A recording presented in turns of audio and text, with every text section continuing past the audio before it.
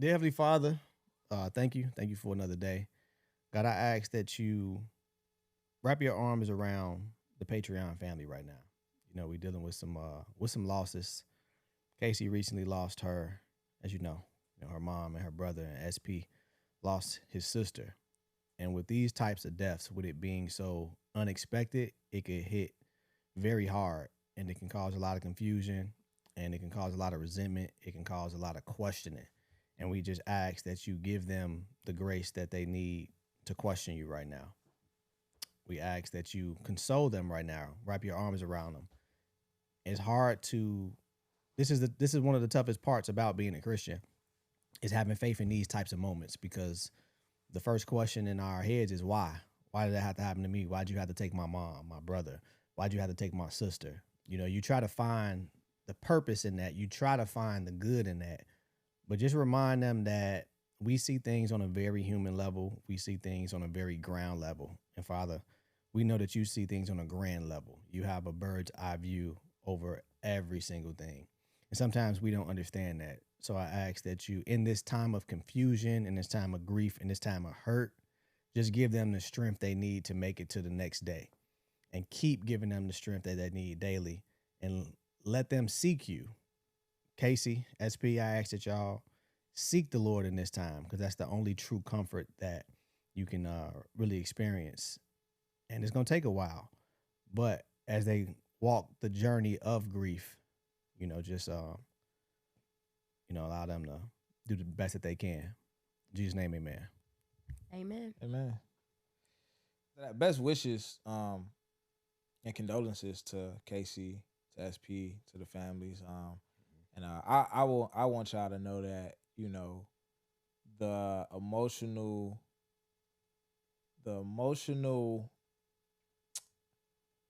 growth that you're gonna experience through this process and the strength that you're gonna have on the other side of it is gonna be a lot greater than the grief that you feel right now. And this stuff is like Casey said the other day. Grief is not linear. Yeah.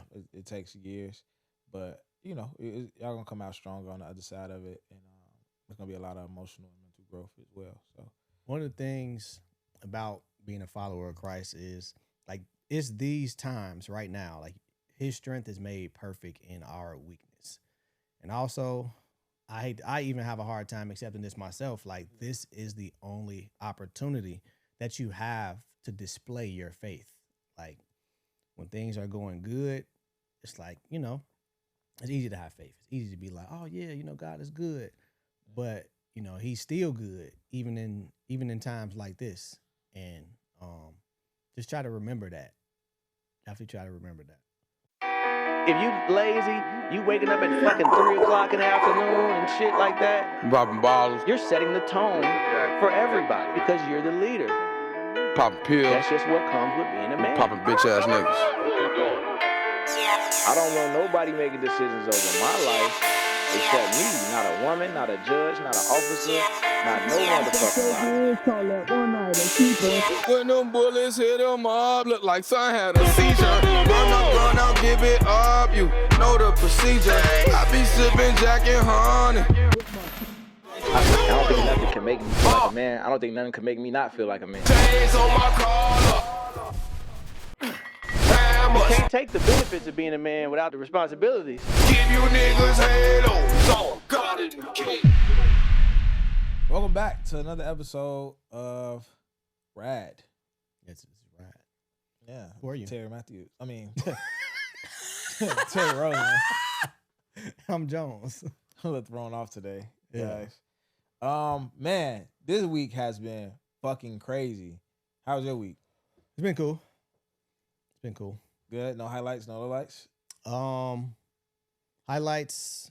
I really had to dig for them. Just getting things in order for like the 5-1 launch, the accountability community transitioning into a paid community. A lot of back end work, and I just feel like when I'm doing those things, I feel progress. I feel productive.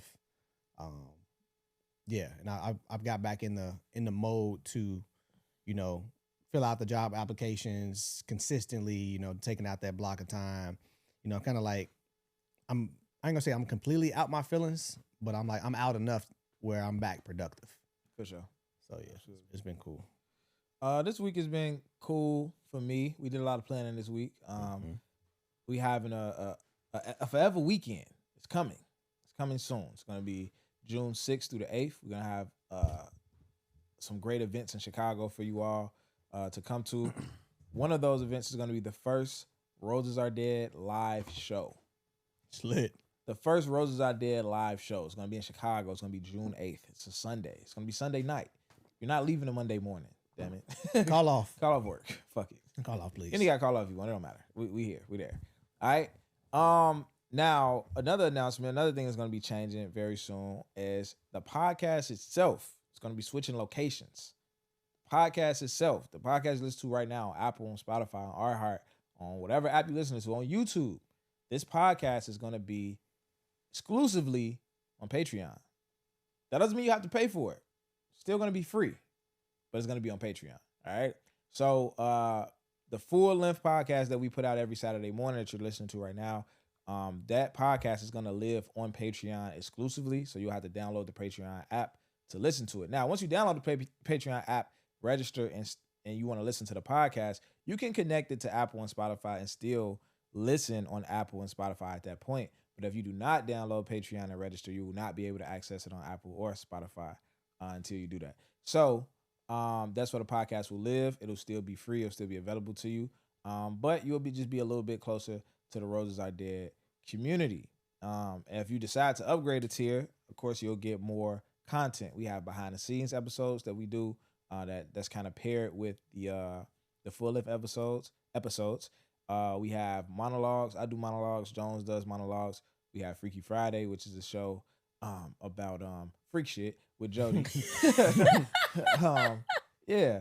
So that's what it is, man. Roses Are Dead is going to be exclusively in Patreon in the very, very soon. That change is going to be happening very soon. So download the Patreon app now, right after you just heard that. Just go ahead and download it. Just go ahead and download it so you have it on your phone. Yep. All right. Shannon Sharp. Yeah. We're talking about him in Patreon. Uh-huh. It's a lesson, a very, very valuable lesson that all men can learn from this Shannon Sharp situation. Very valuable. I can't wait to talk about it.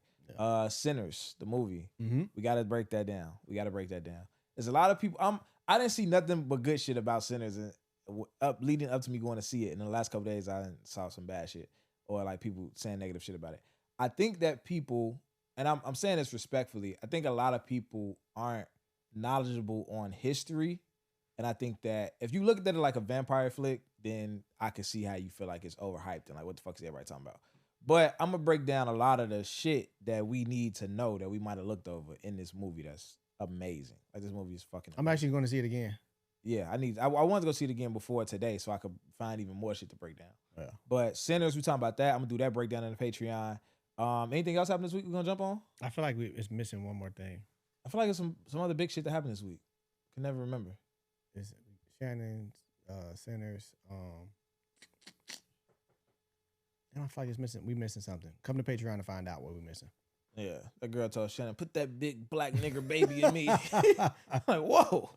Hey, nah, Mojo, he was like, she want the baby to come out grown like you. Hey, dude, this is for genetic purposes only. Beautiful. All right, man. Today, the topic today, man, we breaking down a legendary classic black film. It's not Sinners. Well, we're doing Sinners on Patreon. The Best Man. The Best Man. The Best Man. Y'all probably wondering, like, when the fuck did y'all start doing movie reviews? Right. I was watching The Best Man for the first time a couple weeks ago. I had never seen the movie. Why did I never see the movie? I know y'all, Black Card Revoked. How have you never seen The Best Man? When I was a child, I watched cartoons like children were supposed to. That's why y'all head so fried now, because y'all was 4 years old watching How Stella Got Her Groove Back. Rom-coms and shit. Yeah, like y'all was watching What Love Got to Do with It. You fucking 2. And fucking reading The Coldest Winter Ever at 11. Nigga. Like, yeah, y'all. That's why y'all brains. I was trying to turn Super Saiyan.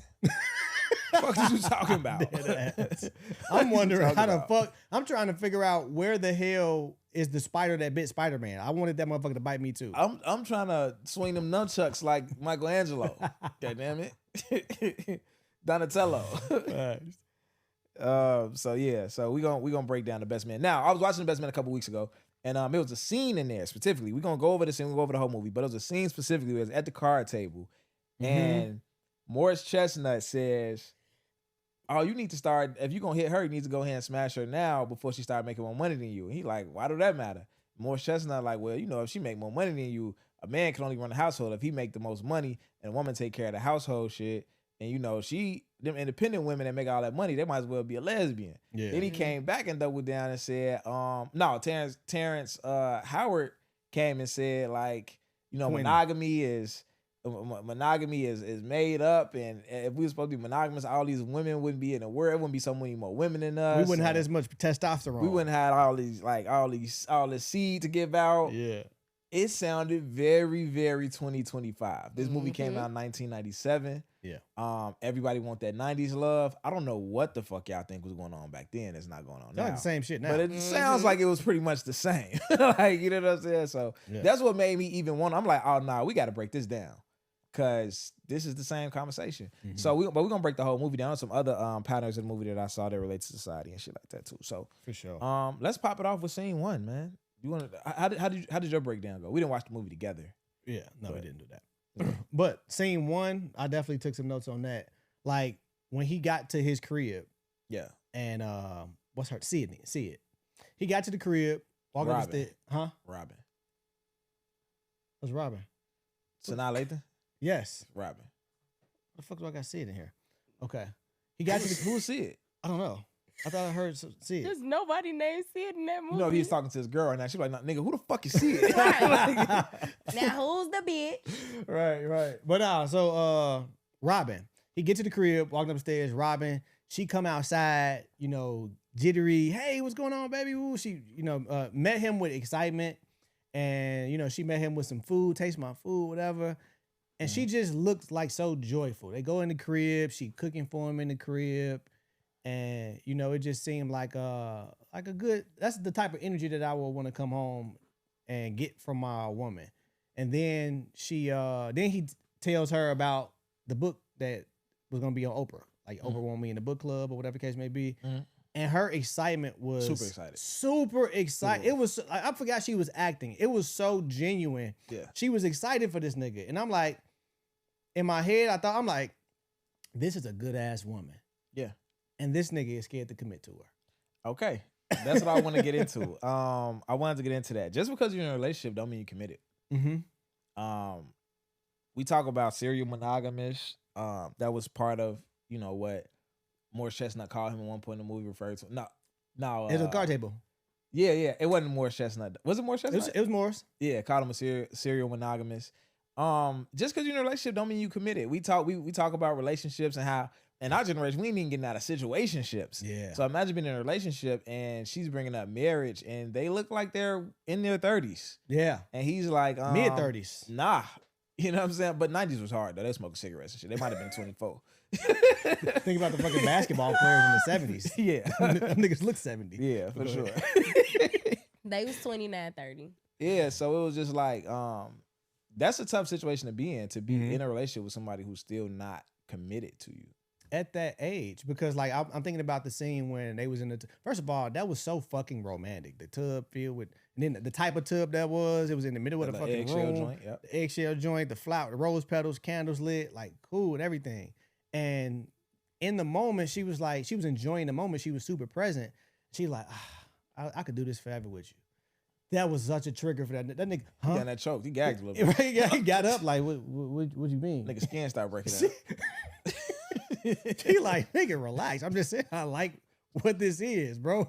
Went through a whole his life flashed before his eyes. Rejected the fuck out that girl. And then the dead silence was crazy. Yeah. I was like, another part of that scene that reminded me of another part that reminded me of myself. None of that reminded me of me. But one part of that scene that reminded me of myself was when she was like, you're all work, no play. Mm-hmm. Like they was enjoying a moment and he started talking about some business shit and she like, nigga, just be here. Yeah. Like what bro said at the village, be where your feet are. yes. I like that quote a lot. Yeah, she was like, nigga, just be here. Like you talking about all this work shit, And he like, man, I gotta like this just don't stop, Mm-hmm. I'm like, man, that's that toxic productivity, man. Yeah. You can't be present. You can't enjoy this moment with your girl. And that might be a part of why you're not valuing this girl because you're not really looking at her. Like you just your mind so far in the future. You know what I'm saying? That you're not even like. And he brought up he was talking to Lance. They might have been one-on-one, or he might have been talking to Quentin. Yeah. And he was saying like, man, like, you know what I'm saying? My career's starting to take off. You know what I'm saying? Just now hitting my stride. You know what I'm saying? Shit looking good for me. I'm finna be like financially set. I'm just supposed to like just commit. I'm just supposed to just like drop all of that and just like commit to her. Yeah. And translation into like our world with young men usually hit their financial stride when they, you know what I'm saying, mid-30s or whatever the case may be. And now it's like they want to sow their oats. You know what I'm saying? They want to go live. They want to go be a quote-unquote single man. And women don't really be understanding that. It's like, nigga, you know this thing. Go start a family, nigga. What are you doing? Get out the streets. Go start a family. Yeah. But You're also, balding. You're balding for sure. like, go start a family. But from his perspective, and I'm gonna shift a little bit from his perspective and just men, it's like, okay, I'm just now finna start winning. I want to go have my fun and just on some red pill talk shit. Like, the ladies, y'all had y'all fun. You know what I'm saying? At a very young age, y'all was the most beautiful. Your body was tight and all this type of stuff.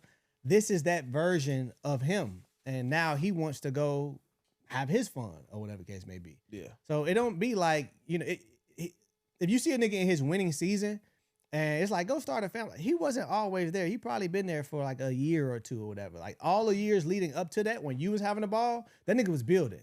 Like he wasn't, you know, winning in life or whatever. So he did bring that up. Like, damn, I'm just supposed to drop all this and just commit to her. I thought that was interesting and related into these times. Yeah. And I just don't think that that's necessarily the right mindset to have. No. It's an observation though. Yeah. And I think that's what Shannon Sharp is going through. And we're going to get into it more on the Patreon, but I mean, Shannon Sharp been rich since he was 24 probably. Like, because he graduated college pretty much. However, he's in another winning season. Yeah. After that Cat Williams interview, Club Shay Shay went up, the nightcap went up. Now he on First Take, you know what I'm saying? He switched over. So he got a lot of shit going on. And he's hitting another stride at 56. Yeah. No wife. Nobody to really answer to. If you ride like lightning, you're gonna crash like thunder, man. Like it's one of those things. So I think even at that, like relating that back to what you was just saying, is like you didn't have your fun before. You can still have your fun. You can travel the world with your girl. You can have a ton of fun in a relationship. Not saying that you have to be in a relationship, but to leave a healthy relationship that you're gonna be looking for when you're done having this fun is gonna be harder to find. That's not smart because you can have that fun in that relationship. You're trying to go fuck some hoes, right? You're trying to go fuck some hoes, and if you feel like, oh, I'm in my winning season, I'm just supposed to not fuck these hoes, it's because you wasn't fucking hoes when you was younger. Yeah. So now you're trying to buy the aura because now you feel like because I have money now, I can do the things I wanted to do when I didn't have money. And if that's based around women, that means you're gonna be fucking with a lot of chicks that don't like you. That means you're finna be leading with your money, buying a whole lot of attention, and you probably are finna fuck your winning season up. Like, you know what I'm saying? You probably gonna fuck your winning season up and kind of taint yourself in the sense that I got a lot of friends who go on a date with the same woman over and over again. Yeah. It's a different woman, but you know, nigga then moved to a new city, nigga got some paper, he in a club meeting shorty with the 26-inch bust down with the BBL, with this, with that, and he like, damn, she wanna go to this restaurant. Why she can't just go to the regular restaurant? She want to go over here to the steakhouse. She want to order all the drinks. Woo. It's like, bro, look at how you met her. Look at what you what you're presenting when y'all met, and then you keep going after this same type of girl with the same aesthetic, the same look, meeting her in the same place, and you keep complaining about the end result. And that's the type of shit that go on. Now you have some type of resentment towards women because you're not getting what you want because you're chasing the wrong type of woman, putting yourself in a bad situation. That's the type of shit that happen when you hit that stride and you go say, now I'm finna chase women. Like, you know what I'm saying? Now I'm finna, like, and that's my fun. It's like, nah, bro, that's not how to do that.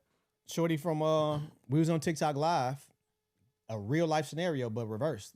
Yeah. We was on TikTok Live and a young lady, she asked us the question. She like, man, I feel like I'm like settling right now. Yeah. You know what I'm saying? She like, I'm 25 years old. I've been with my guy for 5 years and we got a kid together.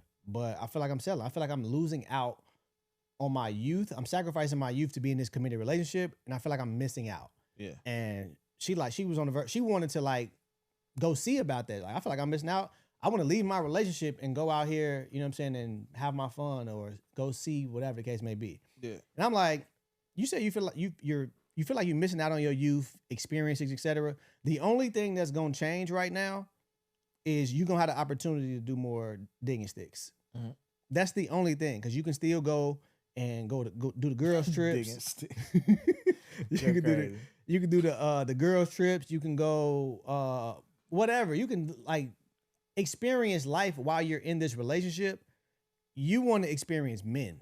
Yeah. Just to end up back where you're at now. She can name one thing wrong with that man. I asked her, I'm like, maybe, and you pointed it out, like, you know what, maybe he the type of guy, he a narcissist. He don't want her to go hang out with her. I ain't say narcissist. You didn't say that? No. Okay, I'm sorry. Maybe you the type of maybe he the type of guy that don't want her going out with her friends, etc. So we asked. I'm like, you know, how's the guy? She's like, oh, he's a good man and a good dad. Yep. Great man, great father. I'm like, fuck, like, what's wrong with you? Yeah. So you want to leave him to go out and see if you can find another him? I even asked her how the smashing was. She said the smashing was cool. It was an ugly scene, man. I'm like, damn, I feel for this nigga now. And that's how now the incels are I want to tell you to stay with him because that's what's best. I want to tell him to leave you though. Yeah. Right. Because damn, I hate to be that guy. Like, could you imagine if you like overheard, like, you know, I don't know, like, could you imagine if you somehow found out that your girl was like having that conversation on live? That was her viewpoint. It's just like, that's heart wrenching, bro. And that's how the niggas who online, who y'all be talking about, who hurt you, is those types of women. Like, that's the niggas that say this wild shit in the comments and y'all just be looking like, ugh, y'all so disgusted. Like, that shit is coming from somewhere. And it's situations like this. This is only one that House of pain. This is only one. It's a ton of women out here who have a great men, they good fathers, but they're bored. So you're going to let boredom lead you into single motherhood. I guarantee you, if she go on this run that she thinks she's missing out on, you're gonna run across a guy who's exciting, who's fun, and you're gonna run across Terry. It's gonna be me, yeah. But Terry just want to smash. Oh, whoa. And you fuck around, and get pregnant, and now you a single mother of 2, and you're gonna try to go back to him. Run across This is real get deal. pregnant. You're gonna go back. You're gonna try to go back to your man's, but he not gonna want you. So now you out here trying to date. You got 2 baby daddies now. And you're trying to find another good man when you already I'm had not trying to smash. She gonna run into Jacalos. She's definitely gonna run into Jacalos. Yeah, and Jacalos Jatavius too. Yeah, Jacalos don't date single moms even if he's the father. he not fucking with you. You're gonna run into Tradius Jones. That's Trader Joe's nickname. I don't know why I said that. But yeah, man. All right, man. Okay, y'all. That's a bunch of air. I want to tell y'all something. I'm not a popcorn nigga. I could care less about popcorn. I don't care. When bro was talking about it the first time and doing the ad, I just couldn't relate because I'm like, I'm not a popcorn nigga, so I'm gonna just let him do the ad. Like, I don't want to lie. You know what I'm saying? I ate this whole bag today. This is all me. I open it up. I'm like, okay, let me grab the popcorn for the popcorn ad and shit. And I open it up and I ate a couple. I'm like, it's good. And I just kept eating them. And so much so, I went to the web. I looked it up online. I'm looking it up so how I can order some. It's all in my browser. I want a bag of this. I tried the hot ones. Yeah. I want the hot ones as well. And the sound of the white cheddar caramel, I'm sold. Yeah. Your fingertips are yellow, brother. Yeah, I've been saying that the whole shoot. Like, Yeah. So there's some good popcorn. You can trust me. Shout out to y'all. You can trace like you running for office. All right, man. I want to talk about how this nigga was like. This nigga was a fucking gaslighter, bro. I don't know who was the bigger gaslighter between Shelly and Harper. And one is a million examples of it. One of them early in the movie was the very next scene in the car where he's telling his girl, she's picking up on what the book is about. And he like, no, that's just people I went to college. He's gaslit everybody in the movie with that bullshit. Yes. No, that's people I just went to college. This is like a fantasy book, da-da-da. And he's trying to get her to stay at home until the wedding so he can smash Jordan. Yes. That shit was crazy. Mm-hmm. It reminded me when I was hiding behind that speaker at homecoming, trying to link up with Shorty, and my girl was looking for me. Like, that's what it reminded me. I'm like, this nigga's terrible. Yeah, Harper was he was a gentleman. Like, he had this good boy, good man persona, Yeah. but that nigga was a dog. Fuck He boy. wanted to be a dog. Yeah. And he also, the example of him is a nigga who started getting coochie late. Mm-hmm. Because it, like, when I first watched the movie, first of all, I couldn't buy into Tay Diggs having a hose. I couldn't. I'm like, all the hoes in the movie want to smash Tay Diggs. It's not. Him and Morris Chestnut should have switched roles. You know what I'm saying? Like, Damn. Tay Diggs had the athlete body going on, but it's Yeah, like, yeah. I can't buy into all these girls liking you. Like, I just can't. For sure. Morris Chestnut would have made more sense. But anyway, the first time I watched, I'm like, damn, dude was just a playboy. Like, him and the Lance nigga Morris Chestnut was both playboys. Mm-hmm. But when I rewatched it, and he was telling them like, hey, be a dog for once. Woo, woo. It's like, oh, he wasn't a dog. He wasn't having all this emotion. He was kind of lucking up on situations with Jordan and with, you know, his homie wife. And like, he was stumbling across these things. Like, this wasn't falling in his lap. For sure. He wasn't a sniper like that. Think about it. He got with Mia Yeah. off proximity. Like, Yeah. they was working together. It was that friend, you know what I'm saying, He was lane. safe. It was safe. Yeah. And right time, right environment, that happened. Jordan, you know, lucky, whatever, same thing. But I definitely didn't get the vibe that he was having his way. He was. Who? I didn't get the vibe. Tay Diggs? Yeah, he was having his way, and that's No, why he they wasn't. talked. That's why they talked about the forehead kiss shit, Why? because He would use that to he seduce was women. manipulating the situation. So he was having his way by like, all right, cool, I'm your friend, I'm your buddy. Like, No. When we say having his way, we talking about with women at large in college. Oh yeah, Yeah. for sure. No. Yeah. He wasn't. He Like, was having his way with the motherfuckers that he was having his Yeah, way. but that's with. what I'm saying. He was stumbling across this though. This was Yeah. like not like they just own him. He that Definitely guy. not. You Like, peep how nah. Lance, like you see Lance, and Lance was getting hoes. Like, you And can see that's and we got to look at microaggressions in friendships. And I'm glad that I have great friends. Mhm. Cause niggas is weird. that. Yeah. And Harper was a weird nigga. Mhm. And Lance was the hoe boss. That's what we call it in Kappa. We call it the hoe boss. The nigga who just like Got the hoes. but it got to be crazy though. Like everybody got the hoes, but like Right. this nigga is just like The hoe unbelievable. boss. He the hoe boss. He's a leader. That sounds funny. That's what we got. That's what we got. So Lance was the hoe boss. Yeah. Harper couldn't top but he in close proximity. Like this your man's, but you see his life and how crazy it is. Mm-hmm. You couldn't top that. There's some jealousy there. Yeah. That's what Smashing Mia was about. It was about, this is my one up on this nigga. I've been seeing this nigga live the life I want. I've been seeing this nigga, oh yeah, I just got back from the game. It was two twins with big titties and da-da-da-da. He like, damn, the twins, the big Yeah, titties. yeah. Bro, He was mad excited Facts. about that. He was mad excited about that. all that crown on my shoulder shit, like, nah, you needed to one up the hoe boss. You needed that win under your belt. And that shit was crazy to me. And he also felt like Lance wasn't good enough for Mia. Mm-hmm. That was another thing too. So when Lance first tried to talk to her when they first met, he like, no. Like, nah, she a good girl, woo woo. So it's like, you see your homie as a dog, but you feel like you're a better type of guy than he is because you're not getting no hoes. In that, I wrote that down too. In that scene, I didn't look at it like that. Okay. In that scene, I looked at it like low key. Don't you know how women be like, y'all don't hold men accountable, etc. He knew that I know my mans, you a dog, and I know this girl. I don't even think at that point they was like really vibing like that. Like it was might have been fresh or whatever, but they just had been working together for a while. Right. Lance come through, he see her, he like, nah, G, that's a good girl. Go ahead, yeah, you a dog. Go ahead, do your thing over there, but don't fuck this one up. She good, she come to work on time, like she on head on straight. Cool, don't fuck this up. And I felt like that was just him like holding him accountable. Like, yeah, nah. No, I think both of those things are true. I think he was holding him accountable, but I also feel like in hindsight, knowing that he smashed it, because you're not just smashing your homie girl. Like you not. Like she came, you crying on her shoulder. Like I feel like it was some jealousy there over, like I said, over the life that he was watching his homie live. But I also feel like in that moment when she coming to you, I think he lacked a lot of fucking self-awareness. He thought he was a good guy, and he wasn't. Right? Like, and that's a lot of niggas think that like I'm a good guy. Why? Because I'm not smashing a lot of girls. And it's not because you don't want to, it's because you don't have the ability to. Exactly. Right? Or you think because you're not rude, you don't put your hands on her, you think you're a good guy, but it's like you lack self-awareness, you're self-centered. You know what I'm saying? Like, you're a terrible person. Like, you know what I'm saying? Harper was a terrible person. Quinn went off on him at the tuxedo fitting.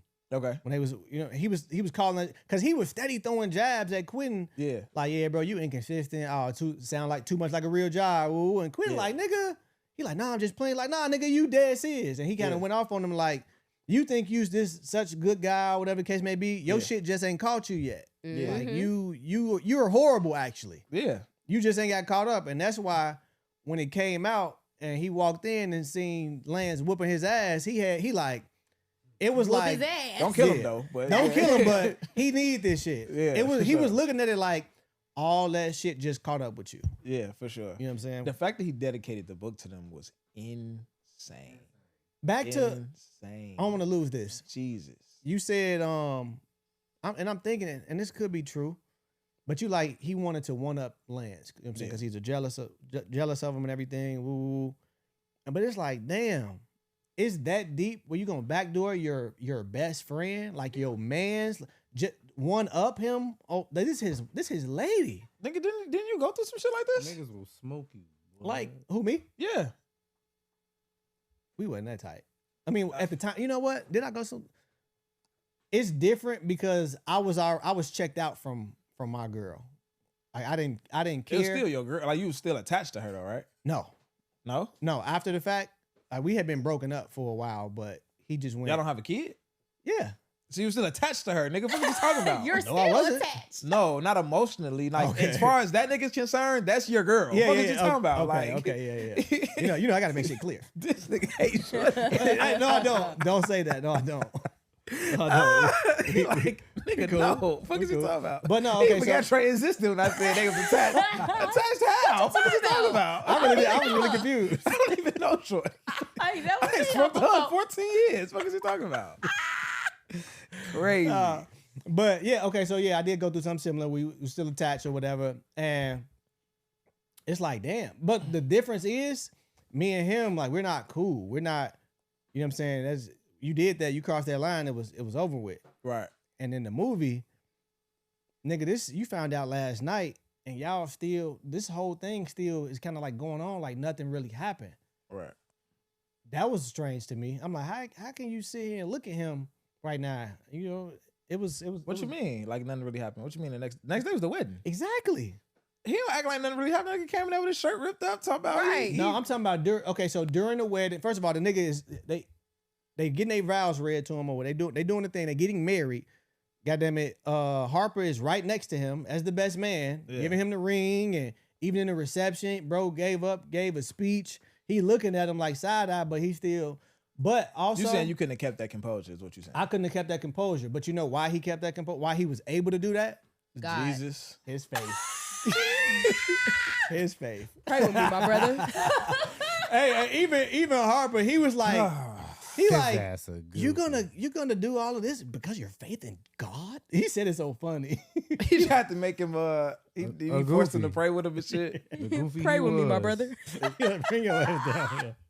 And it was a part in the movie where they was cool, and they sat down on the couch, and Lance was like, "Man, you blessed. Like, look how blessed you are. Like, God is doing this, woo woo."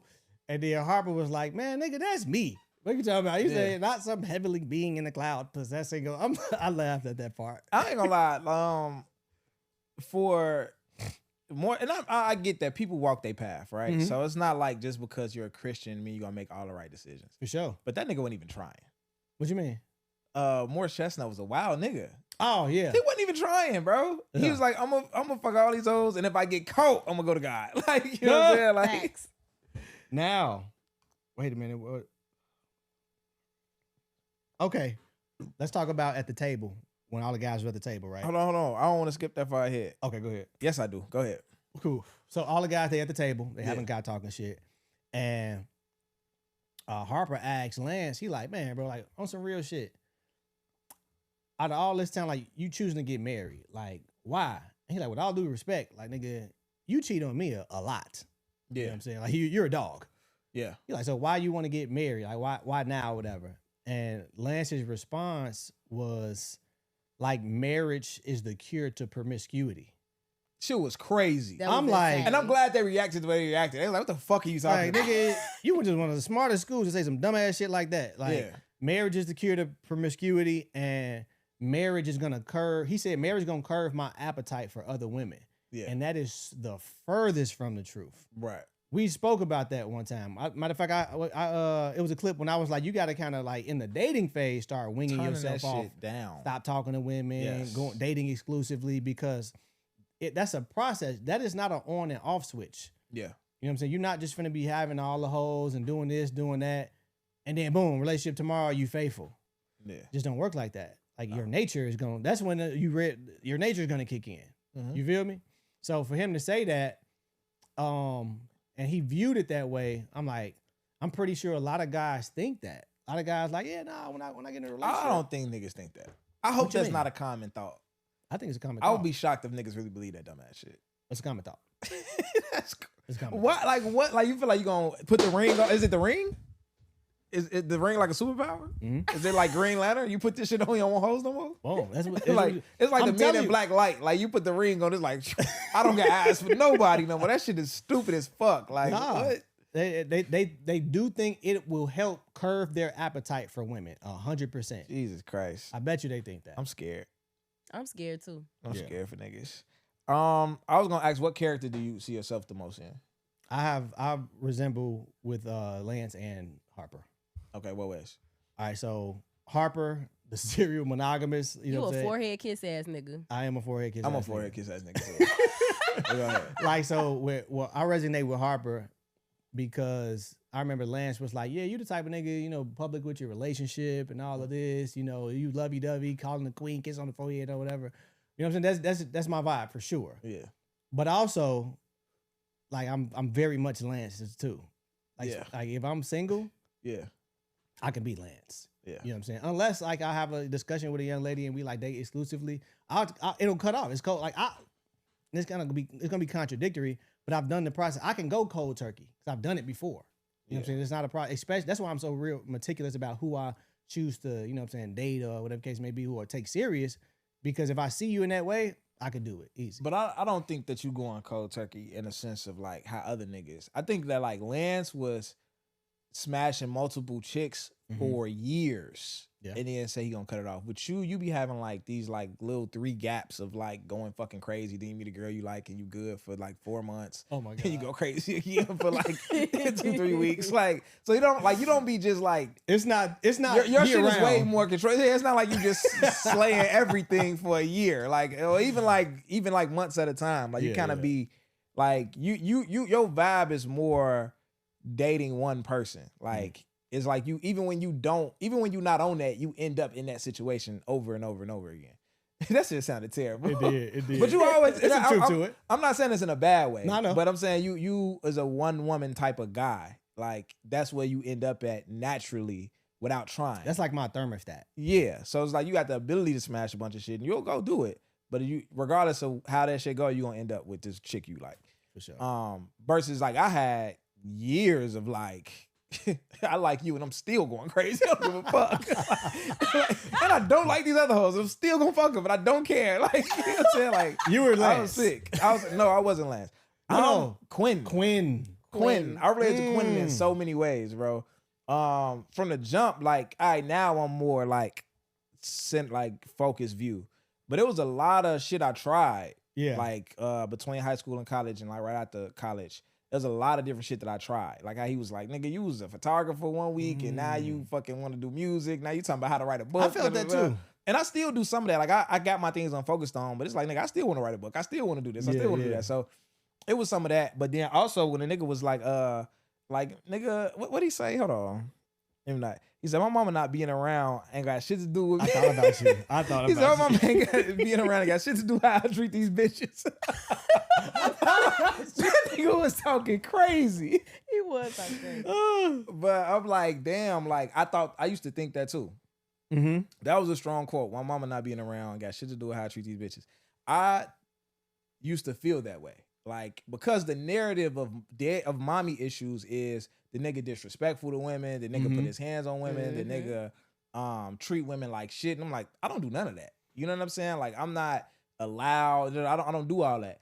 But my therapy exposed me to how my mom issues was affecting my relationships, and it was affecting it in a sense of feeling like if a woman did something against me, that she didn't love me. You know what I'm saying? Like, just jumping to that conclusion. And you know, in some instances, it could be true, but in the instance that I was going through, it was always a lot more evidence. Like, this person loves you.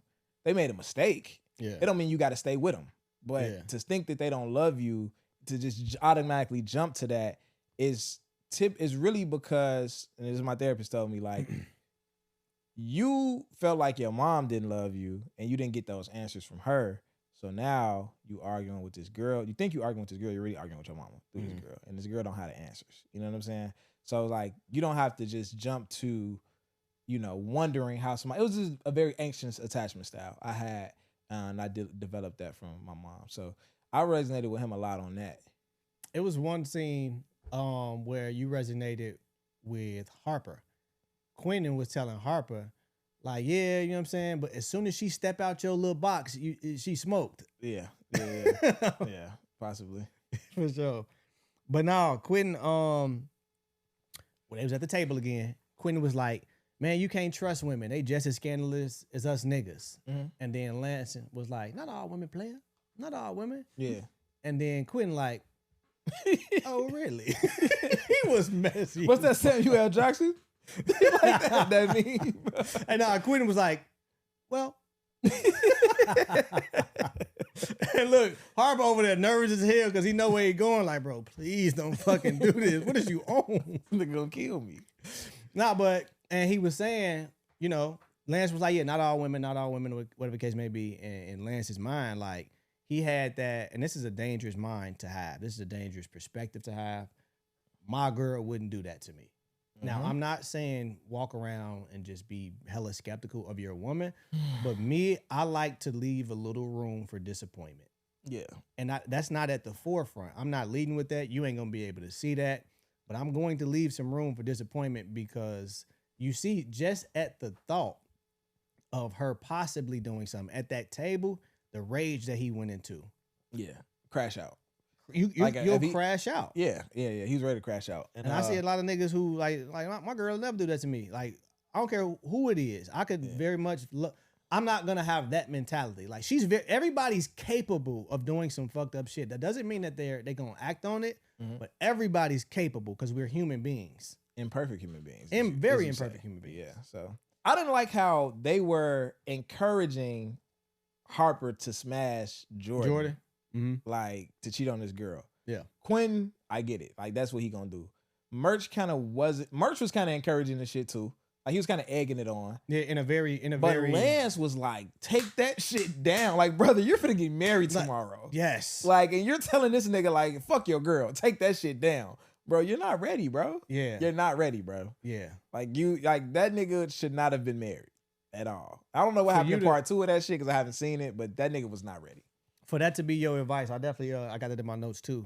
They sitting there and he like, yeah, just go on and be a dog. You know, like, that's not the advice, you know what I'm saying, you should be giving your mans. And for you to have that mentality, like, you found an excuse, you found a reason to justify going ahead and smashing Jordan. Like, y'all got this history, go ahead, do it one time, whatever. Yeah. Who's to say you're not gonna make those same excuses for yourself? Exactly. People always look for reasons to justify they bullshit. You look for reasons to justify your homie's bullshit. So I know if you in that situation, you're gonna make it make sense to do some fucked up shit. Absolutely. Yeah. Lance was terrible, bro. There's a lot of villains in this movie. There's a lot of villains. Ooh, you know who's an unexpected villain? Who? Mia. We're gonna get to that. We're not gonna go there yet. I got something for that bitch. Oh. All right. Serial monogamous versus Playboy. Which one is worse? This is almost like I'm gonna say the damn near the serial monogamous, because like monogamy, when you think of monogamy, you think of long-term commitments and things like that. But if you're a serial monogamist, like, this shit ain't working. Like, you doing this a lot. Yeah. But if you're a Playboy, it is what it is. You consistent. This your lane. Motherfucker know. I think with the Playboy shit, it's a lot more lying. Most Playboys ain't keeping it player for real. That's It's a lot of lying. It's a lot of risk being taken, shit like that. I would say the serial monogamous is a better situation if they're being monogamous. Okay. Yeah, if they're actually being monogamous and Who not knows? cheating and shit. Now it might come with some, some impatience there, maybe a anxious attachment style, maybe an avoidant attachment style, Heartbreaks. maybe a you know what I'm saying, some heartbreak shit like that. But I don't think it's worse than a Playboy. Cause nigga, you trying. You know what I'm saying? Like at least you trying. That's real. I want to go into the guys. They was talking shit about Robin's career. That's really how a lot of this shit jumped off. They was like, "What is she? A teacher? Is she a? Oh yeah. Is she a plumber?" Like It was going crazy. They was going in. How do you feel about a woman like dating a woman in like their career? Like, do it matter to you what Dating a a woman do for woman living? in her career? Like, no, do it matter what a woman does like for a career to you? Like when you're choosing a woman, how much do the career matter? Because they was kind of making it seem like oh, you can fuck with Jordan, but you over here fucking with Shorty who don't know what you want to do with her life. You know what I'm saying? Every time, it's so funny. Every time I've liked a woman, like weeks, months go by, and I've never asked what the hell you do. Like Did you actually like her, nigga? I like you. No. It wasn't like it wasn't a forethought. Like, oh yeah, what do you do for a living? Yeah. Even if you told me, that's not at the forefront of my mind. If I like you, it's like, damn, I'm feeling you. I'm not. Yeah. It's not like a woman's perspective. It's like, okay, she assessing this shit. Like, okay, this nigga provide for me. Like, we're not like really thinking like that. Nah, we not. So if I like you, it's like, okay, So you don't man, go ahead, figure it out. Do what you gonna do. You know, I'm just whatever. I want to know that a woman is walking a path. Like I don't give a fuck what it is. I don't know. I want to know that for one, you know what it is. I think Now I'm not dating a girl that work at Wendy's. I'm like, you know, I don't give a fuck what she do. Like I just think that even if she work at Wendy's and she got a plan of what she wants to do and she's actively working. So you work at Wendy's, you went to school, maybe. You work at Wendy's, you I was just saving talking up about to flat out Wendy's. Like, like that's it. That was yeah. it. Yeah, she not walking a path. Yeah. She not walking. She at a dead end. She chilling. She playing hopscotch. But I want to know that you walking the path. I think I'm more impatient. So it's some women who don't know what the path is. Some people, but we talk about women, we date women. It's some women who don't know what their path is. There's some women who know what their path is and they just not walking it. They know exactly what they want to do and they just lazy. Mm-hmm. I'm more patient with a woman who don't know what she want to do than a woman who know exactly what she want to do, and we talking about it and we trying to plan for it, and I'm trying to like, hey, maybe you should do this, maybe you should do that. You just start not with doing this, I'll buy you this, I help with that, and she just not moving forward. I can't fuck with that shit, bro. Like, I can't fuck with it. I've tried numerous times. It blows me. And then, so to go back to how I answered the question, I was answering it from personal experience. All of the women who were like I've dated or be dating, like they have the motion. It's not like, you know, that's why I like blow over it because it's something dope, but it's not important to where I'm judging you off of it. I know you walking the path, you doing whatever, you in whatever career. But to your point, if it is a woman where, oh yeah, I don't really know. You know what I'm saying? We just, not even not knowing, not doing. Like it's no drive. It's no direction. It ain't no, you know, you just out here just existing, idling. For sure. All right, man. So then Lance went into Jordan being too independent, said she's gonna end up being a lesbian. He said she wants that from the lesbian. She said that the only way a relationship could work is if a man is making the money and a woman is taking care of shit at home. Harper called the nigga a caveman. We still hear this conversation happening every fucking day on social media, every single day. Man, this was in 99. This was in 97, bro. Everybody talking about that 90s love. Like, bro, what? So what was your thoughts when you heard that conversation in retrospect of what's happening right now? Like, it was I've seen the movie 1,000 times. Yeah. You know what I'm saying? But when you brought it up, like, hey, let's dissect it. Let's talk about it. Yeah. And I just watched it again. It's like shit. Yeah. It just goes to show the saying that, you know, a lot of old people say, ain't nothing new under the sun. Yeah. And so how I looked at it, I'm like, this is a constant. Yeah. I think a lot of us had a very limited scope of how a relationship could work. And it's crazy because that scope is typically just based off of what society wires us to think, because we all have seen relationships work and not work that way, and people stay together and people work it out. I've seen situations where a man might not have been the breadwinner, and he was still very well respected in the household because it's a situation where like it was a woman who sold programs to public schools, making hella bread. Like she'll write a program, sell it to public schools, making hella bread. And he was a barber, so he wasn't like just cashing out. Like he made decent money, made good money, but not like what she was doing. But a lot of the contracts she was getting, he was closing those deals. He just knew hella people from being a barber for all these years. He knew hella people, hella principals, connections. So he was getting her like, hey, you could get over here, you could get over there. Da, da, da. So he was pointing his finger, getting her in a lot of doors. She was coming through closing the deal. She still had to facilitate the program and run it and all that. But it's like he's playing a major role in how much her shit is successful, even though it's her shit. So even though he's not bringing the majority in, the role that he's playing is very well respected. He's very essential to, the money in the relationship. I know another situation where I would say that the man was the breadwinner, but still not really the leader of the relationship. And it was because he was a street nigga who, learned how to, I think he had a landscaping business. So he knew how to make bread. He was bringing home hella bread. He didn't know how to grow bread. He didn't know how to invest. He didn't know. She was a girl who grew up in the hood, went off to college. Now she like an RN. So she around doctors who got investment accounts and know about stocks and know, other rich people who own hotels. So his landscaping business, she like, oh shit. The doctor know he friends with the owner of this hotel. We finna get you this contract over here.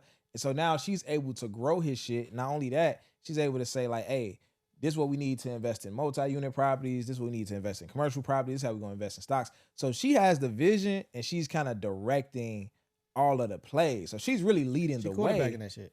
But he was making the vast majority of the bread.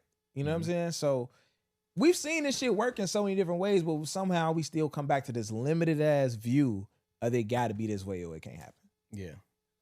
Ego. Yeah. It's crazy. Ego. It's crazy. So, and then Merch, because this conversation was good as fuck.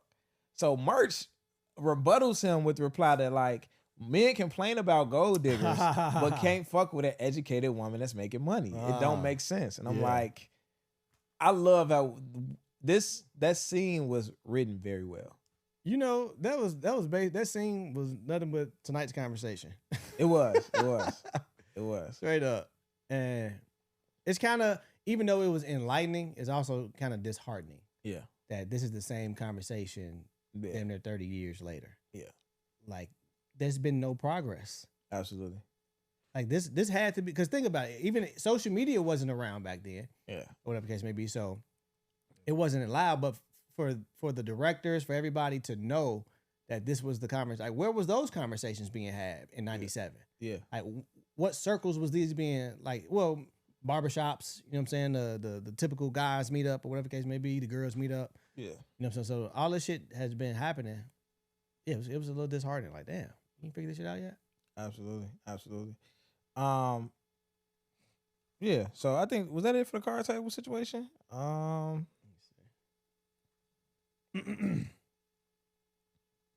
Also Lance saying that, like, he was like, why do you want to get married right now? Like, why is this the time? Yeah. And he was like, I basically ran through all the hoes. Like, his response. He's like, I had all the pussy a nigga can have. Like, I've never asked for 10 men. I'm done. I won. I'm at the finish line. That's a fucked up reason to be ready to marry somebody. No, yeah, for sure. Especially if somebody you've been with since college. You know what I'm saying? Like, I done did all the, like, all the dirt I could to you. I done did all the dirt I could to you. Now I'm ready to go ahead and lock it in. You don't know. You might have called me a couple of times, but you don't really know what's going on. So I'm ready to lock it in, man. Speaking of him doing everything he's been doing. Yeah. Right? And you talk about when he finds out Harper. You want to get into that? Go ahead. You find out when Harper slept with her. And now they at the wedding. And in the back of his mind, he said he knew that she did something, but, he didn't expect it to be with Harper. But the fact that he was wanting to forgive it, damn, I think I lost my train of thought. That nigga said a pussy curled on my dick. That's how I know, nigga. Dumbass nigga. You thought? shit. Harper like, my shit must curve the same way. That's crazy. Hey. Don't you know the conceited meme? That's what Harper was like. Hey, man. Yeah, there was so many opportunities where you see this shit finna play out. You still ain't tell your man. It's like, bro, I got something. You know what? He tried in the bathroom. He tried in the bathroom. This Uncle Skeeter fucking knocked. That was a crazy name, Uncle Skeeter. Knocked on the door. Skeeter. Cousin Skeeter. That was Cousin Skeeter dad. Yeah, for sure. Uncle Skeeter. You got your point though, because we gotta get. If not, we can knock Mia the fuck out the ball. Go ahead. Okay, Mia, terrible woman. Yeah. Now this is the thing, and we talked about this before. We do this thing where we give women the benefit of being a good woman because they're polite. Because they act, their mannerisms are certain. We always say, we want a soft, feminine woman. If a woman meets that requirement, we kind of write them off as being a good woman.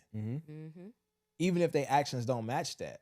And a lot of niggas will lie to themselves after they show that their actions don't match that. A nigga will be like, oh, she just made a mistake. She a good woman. Woo, woo. Yeah. Because because of her archetype is like women who act like this don't do things like this. And niggas don't want to accept the fact that you like a hoe. Yeah. You know what I'm saying? Like you gotta you gotta embrace that and accept it. Like, bro, you like hoes. It's cool. You know what I'm saying? Hoes be cool. And I'm not gonna go as far as Mia being a hoe. Like, she did some hoe shit. Yeah. She did some hoe shit. I feel like Mia did some hoe. I don't look at her as a hoe. It's the sneaky She shit. did some hoe shit. Whole tendencies. This the reason why I'm going to kind of call her a hoe. I feel like when I think of hoe, I think of a lot of niggas. However, this is why Mia's a terrible woman. You made this mistake in college. You grown now. You never told your nigga, y'all finna get married. You still didn't put it on the table. That's one thing. She flirted with the nigga the entire movie. Yeah. Before the nigga found out. Now, when the nigga Lance found out, she didn't know. He didn't tell her. But she continued to flirt with the nigga through the entire movie. From the time that she saw the nigga when she came down. I got that in here. Stopped at the stairs. You don't know who the fuck she's staring at. You know what I'm saying? And that's also what make Harper a terrible nigga too. Like, y'all flirt, y'all both playing in this nigga face. Like, and playing in somebody's face was a person. Like, what the fuck, G? Was people. But it'll be them two.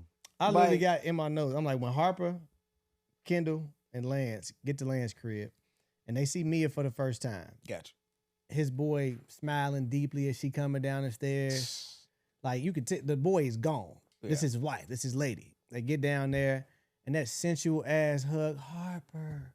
You know, and in that moment, you're not finna tell me you didn't think, like, this is bogus. Yeah. Like, it was so many opportunities it was so many moments in that movie where I had secondhand uncomfortableness for Harper. Like, my intuition, my gut, like, yeah, this shit is wrong. This shit is wrong. This shit bogus. You mean for Lance?